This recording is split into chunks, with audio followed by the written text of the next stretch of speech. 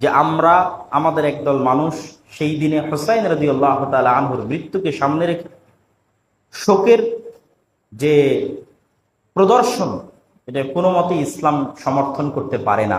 কেন? হোসেন রাদিয়াল্লাহু তাআলা আনহুর মৃত্যু অবশ্যই কষ্টদায়ক, কিন্তু হোসেন রাদিয়াল্লাহু তাআলা আনহুর পূর্বে তার পিতা আলী বিন আবি তালেবকেও মানুষ হত্যা করেছে রাদিয়াল্লাহু তাআলা। আলী বিন আবি তালেবের পূর্বে আলী বিন আবি তালেব রাদিয়াল্লাহু তাআলা আনহুর চেয়ে শ্রেষ্ঠ ওসমান গনি রাদিয়াল্লাহু তাআলা আনহু, তাকে মানুষ হত্যা করেছে। ওসমান গনির পূর্বে তার চেয়ে শ্রেষ্ঠ ওমর ইবনুল খাত্তাব রাদিয়াল্লাহু তাআলা আনহু, তাকে মানুষ হত্যা করেছে। তাহলে ওমর ইবনুল খাত্তাবের মৃত্যুতে শোক পালন করলাম না, ওসমান গনির মৃত্যুতে শোক পালন করলাম না, আলী বিন আবি তালেবের মৃত্যুতে শোক পালন করলাম না, তাহলে হুসাইন রাদিয়াল্লাহু তাআলা আনহুর মৃত্যুতে কেন শোক পালন করব? এটা হচ্ছে মাত্রাতিরিক্ত ভালোবাসা প্রদর্শন, এবং আলে বাইতকে এই ভালোবাসা প্রদর্শনের হাতিয়ার হিসেবে ব্যবহার করা হয়। আলে বাইত কারা? আমরা কি আলে বাইতকে ভালোবাসি না? অবশ্যই ভালোবাসি। আল্লাহুম্মা সাল্লি আলা মুহাম্মাদিন ওয়া আলা আলি মুহাম্মাদ কামা সাল্লাইতা আলা ইব্রাহিম ওয়া আলা আলি ইব্রাহিম ইন্নাকা হামিদুম মাজিদ। আল্লাহুম্মা বারিক আলা মুহাম্মাদ ওয়া আলা আলি মুহাম্মাদ কামা বারাকতা আলা ইব্রাহিম ওয়া আলা আলি ইব্রাহিম ইন্নাকা হামিদুম মাজিদ। হে আল্লাহ, আপনি রহমত এবং বরকত নাজিল করুন আলে মুহাম্মদ, মুহাম্মদ সাল্লাল্লাহু আলাইহি ওয়াসাল্লামের পরিবারের উপর, যেমন রহমত এবং বরকত আপনি নাজিল করেছেন ইব্রাহিম আলাইহিস সালাতু ওয়াস সালামের পরিবারের উপর। তাহলে তো এখানে তো আলে বাইতকে ভালোবাসা প্রদর্শন করা হচ্ছে দরুদের মধ্যে। মুহাম্মদ সাল্লাল্লাহু আলাইহি সাল্লামের পরিবার বর্গের প্রতি রহমত এবং বরকতের জন্য দোয়া করা হচ্ছে। আর মুহাম্মদ সাল্লাল্লাহু আলাইহি সাল্লামের পরিবার কি শুধু হুসাইন রাদিয়াল্লাহু তাআলা আনহু এবং তার সন্তানেরা? জি না, মুহাম্মদ সাল্লাল্লাহু আলাইহি সাল্লামের স্ত্রীরাও তার পরিবারের অন্তর্ভুক্ত। আয়েশা রাদিয়াল্লাহু তাআলা আনহা তার পরিবারের অন্তর্ভুক্ত। তাহলে আয়েশা রাদিয়াল্লাহু তাআলা আনহাকে গালি দিয়ে কিভাবে আপনি আলে বাইতের ভালোবাসার দাবি করতে পারেন? এটা অসম্ভব, এটা মিথ্যা দাবি। আপনি আলে বাইতকে টার্ম কার্ড হিসেবে ব্যবহার করলেন, ব্যবহার করে শুধু হুসাইন রাদিয়াল্লাহু তাআলা আনহুর পরবর্তী সন্তানদের প্রতি ভালোবাসা প্রদর্শন করছেন, আর আমাকে আলে বাইতের শত্রু বানিয়ে দিলেন। কিন্তু আপনি যে আয়েশা রাদিয়াল্লাহু তাআলা আনহাকে গালি দিচ্ছেন, তো আয়েশা রাদিয়াল্লাহু তাআলা আনহা যে আল্লাহর নবীর স্ত্রী, তিনিও তো আলে বাইত। রাসূল সাল্লাল্লাহু আলাইহি ওয়াসাল্লামের চাচা আব্বাস ইবনে আব্দুল মুত্তালিব, তার সন্তান আব্দুল্লাহ বিন আব্বাস, তারা আলুল বাইত। রাসূল সাল্লাল্লাহু আলাইহি ওয়াসাল্লামের চাচা আবু তালেবের ছেলে আলী ইবনে আবি তালেবের আপন ভাই জাফর ইবনে আবি তালেব, যিনি মুতার যুদ্ধে শহীদ হয়েছেন। পরপর তিনজন যারা মুতার যুদ্ধে যাদেরকে আল্লাহর নবী সেনাপতির দায়িত্ব দিয়েছিলেন এবং শহীদ হয়েছিলেন, তাদের মধ্যে একজন জাফর ইবনে আবি তালেব, যিনি আলী ইবনে আবি তালেবের আপন ভাই, রাসূল সাল্লাল্লাহু আলাইহি ওয়াসাল্লামের চাচা আবু তালেবের সন্তান। তার পরবর্তী সন্তানেরা কি আলুল বাইত নয়? তারাও আলুল বাইত।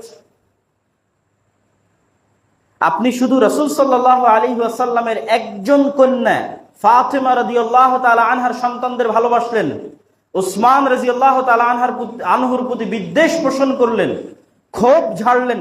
তো উসমান রাদিয়াল্লাহু তাআলা আনহু কি আল্লাহর নবীর কন্যাদেরকে বিবাহ করেনি? শুধু কি আলী রাদিয়াল্লাহু তাআলা আনহু আল্লাহর নবীর কন্যাকে বিবাহ করেছিলেন? আল্লাহর নবীর কি শুধু একটি কন্যা ছিল, ফাতেমা রাদিয়াল্লাহু তাআলা আনহা?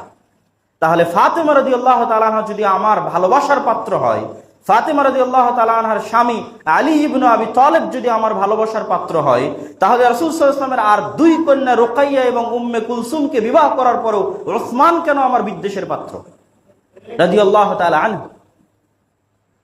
সম্মানিত উপস্থিতি, এই জন্য আলুল বাইতকে ভালোবাসার দাবি করতে হলে প্রকৃত এবং সত্যিকার ভাবে সেই ভালোবাসাটা প্রদর্শন করতে হবে সবার জন্য সমানভাবে। শুধু পলিটিক্যাল এবং রাজনৈতিক কারণে আলুল বাইতকে টার্ম কার্ড হিসেবে ব্যবহার করে শুধুই মাত্র হুসাইন রাদিয়াল্লাহু তাআলা আনহুর পরবর্তী সন্তানদের প্রতি ভালোবাসা প্রদর্শন করো, তো আয়েশা রাদিয়াল্লাহু তাআলা আনহার প্রতি বিদ্বেষ, ওসমান রাদিয়াল্লাহু তাআলা আনহুর প্রতি বিদ্বেষ, তারাও তো আলুল বাইত। সম্মানিত উপস্থিতি, আসলে হুসাইন রাদিয়াল্লাহু তাআলা আনহুর প্রতি এই মাত্রাতিরিক্ত ভালোবাসা এবং তার সন্তানদের প্রতি এটি হুসাইন রাদিয়াল্লাহু তাআলা আনহুর কারণে নয়। এর সবচেয়ে বড় কারণ হচ্ছে ওমর রাদিয়াল্লাহু তাআলা আনহুর খেলাফত শাসন আমলে পারস্য সাম্রাজ্য ধ্বংস হয়ে গেছিল। আর এই সাম্রাজ্য ধ্বংস হয়েছিল সবচেয়ে বড় যে যুদ্ধে, সেই যুদ্ধটি হচ্ছে কাদেসিয়ার যুদ্ধ, যা ওমর রাদিয়াল্লাহু তাআলা আনহুর খেলাফত আমলে সংঘটিত হয়েছিল। যেই যুদ্ধে প্রধান সেনাপতি ছিলেন সাদ ইবনে আবি ওয়াক্কাস এবং পারস্যদের পক্ষ থেকে প্রধান সেনাপতি ছিল মহাবীর রুস্তম। তো ইসলাম আর পৃথিবীর যেখানেই প্রবেশ করেছে সেখানকার মানুষেরা দিল ও জান থেকে, মন একদম অন্তরের ভিতর থেকে ইসলামকে কবুল করেছে। এত ভিতর থেকে ইসলামকে কবুল করেছে যে তারা ইসলামের ভাষাটাও গ্রহণ করে নিয়েছে। মক্কা থেকে তেহরানের দূরত্ব যত, মক্কা থেকে কর্ডোভা এবং গ্রানাডার দূরত্ব তার চেয়ে অনেক বেশি। কিন্তু স্পেনে যখন ইসলাম প্রবেশ করেছে, স্পেনের মানুষ তাদের ভাষা, তাদের সংস্কৃতি বাদ দিয়ে ইসলামের ভাষা এবং ইসলামের সংস্কৃতি গ্রহণ করে নিয়েছে।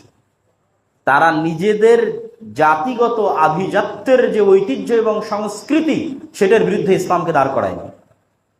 নিজেদের জাতিগত আভিজাত্য এবং মর্যাদাকে ভুলে গেছে।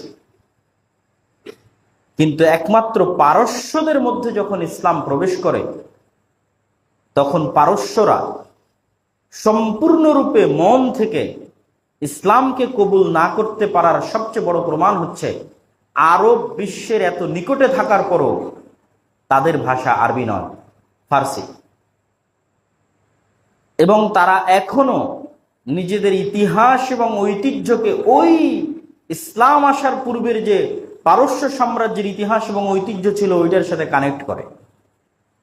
আমি উদাহরণ দিলে আপনাদের জন্য বুঝতে সুবিধা হবে যে আমরা বাঙালি বাংলাদেশি, অসংখ্য বাঙালি বাংলাদেশিকে পাবেন যারা ইসলামের বিপরীতে স্বাভাবিক বাঙালি সমাজের যে ইতিহাস ঐতিহ্যগুলো ছিল সেগুলোকে ইসলামের বিপরীতে দাঁড় করিয়ে দেয়। যেমন পহেলা বৈশাখ, কথার কথা যে হতে পারে যে পহেলা বৈশাখে বা বাঙালিদের এরকম কিছু পার্বণ ছিল, কিছু এরকম আনন্দ উৎসবের দিন ছিল বাঙালিদের ইতিহাস এবং ঐতিহ্যের মধ্যে। তা আপনি বাঙালিদের সেপারেট ভিন্ন ইতিহাস ঐতিহ্যকে নিয়ে যখন গর্ববোধ করবেন এবং সেটাকে ইসলামের বিপরীতে দাঁড় করিয়ে দিলেন, এটা শুধু আজ বাংলাদেশে হচ্ছে, ইরানে হচ্ছে তা নয়, এটা এখন আরব কান্ট্রিগুলোতেও হচ্ছে। সৌদি আরবেও এমন কিছু সেকুলার মানুষের জন্ম হয়েছে, এটা তুরস্কেও ঘটেছিল। এমন কিছু সেকুলার মানুষের জন্ম হয়েছে যারা ইসলামের আদর্শ এবং সংস্কৃতির বিপরীতে গিয়ে ওই জাহেলি যুগের যে আরব সংস্কৃতিগুলো ছিল, আমরা আরব, ওইটা আমাদের সংস্কৃতি, ওইটাকে নিয়ে এসে ইসলামের বিপরীতে দাঁড় করিয়ে দিচ্ছে। আসসালামু আলাইকুম কেন বলতে হবে? এটা তো মোহাম্মদ সাল্লাল্লাহু আলাইহি ওয়াসাল্লামের নিয়ে আসা ভাষা। আমাদের আরবদের সংস্কৃতি ছিল হাজার হাজার বছরের, যে আমরা সাবাহ আল খায়ের, সাবাহ আন নূর বলবো। তো কোন আরবদের সংস্কৃতি? ইসলাম আসার পূর্বেও তো আরবরা ছিল, তাদের সংস্কৃতি। একই ঘটনা তুরস্কেও ঘটেছিল ইসলামের খেলাফত ধ্বংস করার জন্য। যে একদল উচ্চ শিক্ষিত তুরস্কের নাগরিক যারা ফরাসি দার্শনিকদের দর্শন কর্তৃক প্রভাবিত হয়ে যে আমাদের তুর্কের যে ইতিহাস এবং ঐতিহ্য আছে, রোমানদের যে ইতিহাস এবং ঐতিহ্য আছে, আমরা কেন আরবি ভাষা ব্যবহার করব? কেন তুরস্কের ভাষা ব্যবহার হবে না তুরস্কে? এভাবেই কিন্তু ইসলামী খেলাফতের পতন হয়। তো এই জিনিসটা অস্বাভাবিক কিছু নয় যে আমি এটা শুধু পারস্যদের ওপর চাপিয়ে দিচ্ছি, ইরানের ওপর চাপিয়ে দিচ্ছি, এরকম না। এটা অস্বাভাবিক কিছু নয়, হতেই পারে। কিন্তু এইটা কখনোই প্রমাণ বহন করে না যে আপনি পরিপূর্ণ ইসলামে প্রবেশ করেছেন। উদখুলু ফিস-সিলমি কাফাহ, আপনাকে পরিপূর্ণরূপে অন্তরের অন্তরস্থল থেকে পরিপূর্ণরূপে ইসলামে প্রবেশ করতে হবে।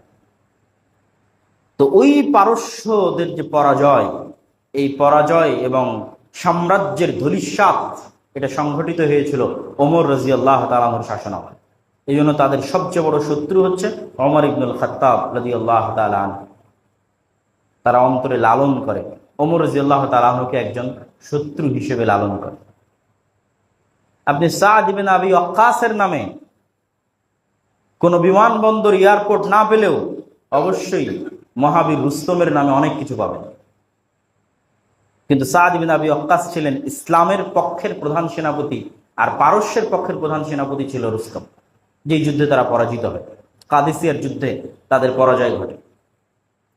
আর স্পেসিফিক্যালি হুসাইন রাদিয়াল্লাহু তাআলা আনহুকে ভালোবাসার পিছনে কারণ হচ্ছে পারস্যের ওই যুদ্ধে বিজয়ের পর, কেননা দাস এবং দাসীর যে প্রথা, এই প্রথাটা যুদ্ধের সাথেই সম্পৃক্ত। ইসলামে কোনো স্বাধীন মানুষকে স্বাভাবিকভাবে দাস দাসীতে পরিণত করা হারাম, এবং অতীত থেকে চলে আসা দাস দাসীকে বিভিন্ন গুনাহের কাফফারার মাধ্যমে মুক্তি দেওয়ার মাধ্যমে ইসলাম দাস দাসী প্রথাকে কমানোর চেষ্টা করেছে। কিন্তু একমাত্র একটি সূরাত দাস দাসীর বাকি আছে, সেটি হচ্ছে যুদ্ধ অবস্থায়। যখনই কোনো দারুল কুফরের সাথে দারুল ইসলামের যুদ্ধ হবে, তখন যুদ্ধের মাঠে যারা বন্দী হবে তাদের বিষয়ে সিদ্ধান্ত নেওয়ার স্বাধীনতা ইসলামী রাষ্ট্রের থাকবে। চাইলে তাদেরকে মুক্ত করে দিতে পারে, চাইলে তাদেরকে দাস এবং দাসীতে পরিণত করতে পারে, যুদ্ধক্ষেত্রে যারা বন্দী হবে। তো এই যুদ্ধক্ষেত্রে বিজয়ের পর পারস্যের রাজার কন্যাও বন্দিনী হিসেবে ইসলামী খেলাফতে আসে এবং ওমর রাদিয়াল্লাহু তাআলা আনহু নিজ সিদ্ধান্ত বলে সেই কন্যাকে হুসাইন রাদিয়াল্লাহু তাআলা আনহুর নিকটে পাঠিয়ে দেন এবং পরবর্তীতে হুসাইন রাদিয়াল্লাহু তাআলা আনহুর সাথে পারস্যের সেই কন্যার বিবাহ হয়। তার সম্মানের কারণে, পারস্যের রাজকন্যার সম্মানের কারণে ওমর রাদিয়াল্লাহু তাআলা আনহু হুসাইন রাদিয়াল্লাহু তাআলা আনহুকে চয়ন করেন তার সম্মান রক্ষার জন্য। ফলত তারা একটা কানেকশন পেয়ে গেল যে আমাদের যেই রাজা বা এই যে রাজত্বের পতন হলো, সেই রাজত্বের কন্যা মুহাম্মদ সাল্লাল্লাহু আলাইহি ওয়াসাল্লামের নাতির স্ত্রী। কোন নাতি? হুসাইন রাদিয়াল্লাহু তাআলা। অতএব এটাকেই পলিটিক্যাল এবং এটাকেই মেন্টালি সাইকোলজিক্যালি কিভাবে এটার প্রচার করা যায় এবং এটার প্রচারের উপর ভিত্তি করে আর বাকিদেরকে দুশ্মন এবং শত্রু বানানো যায়, এই যে এক আকীদার এক ভয়ঙ্কর খেলা, সেটা শুরু হয়। এবং এই ভয়ঙ্কর খেলাটার শুরু হয় আলী রাদিয়াল্লাহু তাআলা আনহুর জীবদ্দশাতে। উসমান রাদিয়াল্লাহু তাআলা আনহুর মৃত্যুর মাধ্যমে ইসলামে ফিতনার দরজা উন্মুক্ত হয়। উসমান রাদিয়াল্লাহু তাআলা আনহুকে কোরআন পাঠরত অবস্থায় হত্যা করা হয় এবং তার মৃত্যুর পরে এই ফিতনার দরজা উন্মুক্ত হয়। একদল মানুষ খারিজি হয়ে যায়, একদল মানুষ শিয়া হয়ে যায়, রাফিজি হয়ে যায়। আর এই দুশ্মনীটা অব্যাহত থাকে মুআবিয়া রাদিয়াল্লাহু তাআলা আনহু এবং তার পরবর্তী বংশধরের বিরুদ্ধে। কি জন্য? মুআবিয়া রাদিয়াল্লাহু তাআলা আনহু ওমর রাদিয়াল্লাহু তাআলা আনহুর শাসন আমল থেকেই সিরিয়ার গভর্নর, উসমান রাদিয়াল্লাহু তাআলা আনহুর শাসন আমলেও গভর্নর, আলী রাদিয়াল্লাহু তাআলা আনহুর শাসন আমলেও গভর্নর। ফলত সিরিয়ার মানুষের একটা ভালোবাসা মুআবিয়া রাদিয়াল্লাহু তাআলা আনহুর প্রতি সেই কালেও ছিল, আজও আছে। তাদের এই ভালোবাসাটা আবার অনেক সময় মাত্রাতিরিক্ত হয়ে যায়। তারা তখন আবার এই ভালোবাসার কারণে আলী রাদিয়াল্লাহু তাআলা আনহু এবং তাদের পরবর্তী বংশধরকে শত্রু মনে করে। এই গ্রুপকে বলা হয় নাসিবি। আর যারা আবার আলী রাদিয়াল্লাহু তাআলা আনহু এবং তার সন্তানদের ভালোবাসার কারণে মুআবিয়া রাদিয়াল্লাহু তাআলা আনহু এবং তার পরবর্তী বংশধরদেরকে শত্রু মনে করে, তাদেরকে বলা হয় শিয়া বা রাফিজি। আহলুস সুন্নাত ওয়াল জামাতের কোনোটাই হওয়া উচিত নয়। কেননা আলী রাদিয়াল্লাহু তাআলা আনহু নিজেও সাহাবী, মুআবিয়া রাদিয়াল্লাহু তাআলা আনহু নিজেও সাহাবী এবং মুআবিয়া রাদিয়াল্লাহু তাআলা আনহু আরেক সাহাবীর সন্তান মুআবিয়া ইবনে আবি সুফিয়ান। আবু সুফিয়ান রাদিয়াল্লাহু তাআলা আনহু সাহাবী, তার সন্তান, এবং তারাও কুরাইশ বংশের অন্তর্ভুক্ত। আব্দে মানাফের এক সন্তানের বংশধর হচ্ছে আমার নবী মুহাম্মদ সাল্লাল্লাহু আলাইহি ওয়াসাল্লাম, আর আব্দে মানাফের আরেক সন্তানের বংশধর হচ্ছে আবু সুফিয়ান, তার সন্তান মুআবিয়া, তার সন্তান ইয়াজিদ। এবং আবু সুফিয়ান রাদিয়াল্লাহু তাআলা আনহুর কন্যাকে রাসূল সাল্লাল্লাহু আলাইহি ওয়াসাল্লাম বিবাহ করেছিলেন। সম্মানিত উপস্থিতি, এই জন্য কাউকে কারোর শত্রু বানানো, সাহাবীদের মধ্যে কাউকে কোন সাহাবীর শত্রু বানানো, এটা কখনোই আহলুস সুন্নাত ওয়াল জামাআতের মানহাজ বা আকীদা বা বিশ্বাস হতে পারে না। মুআবিয়া রাদিয়াল্লাহু তাআলা আনহুর একটা সিজদা যা তিনি রাসূল সাল্লাল্লাহু আলাইহি ওয়াসাল্লামের সাথে দিয়েছেন, তা আমার সারা জীবনের আমলের চেয়ে আল্লাহর নিকটে প্রিয় হতে পারে। এবং আমার এই বক্তব্যের একদম শেষের দিকে এসে আমি এতটুকু সারমর্ম আপনাদের সামনে বলে যাই যে আজকের আপনি খ্রিস্টানদের যে কোনো প্রতিষ্ঠান দেখবেন, এই প্রতিষ্ঠানগুলো তারা কাদের সম্মানে, কাদের নামে নামকরণ করছে। সব ঈসা আলাইহিস সালাতু ওয়াস সালামের সাথে যে শ্রেষ্ঠতম 12 জন হাওয়ারি ছিল, তাদের নামে তারা তাদের বিভিন্ন প্রতিষ্ঠানের, সেন্ট পল, বিভিন্ন প্রতিষ্ঠানের নামকরণ করছে এবং তাদেরকে সম্মানের সাথে স্মরণ করছে।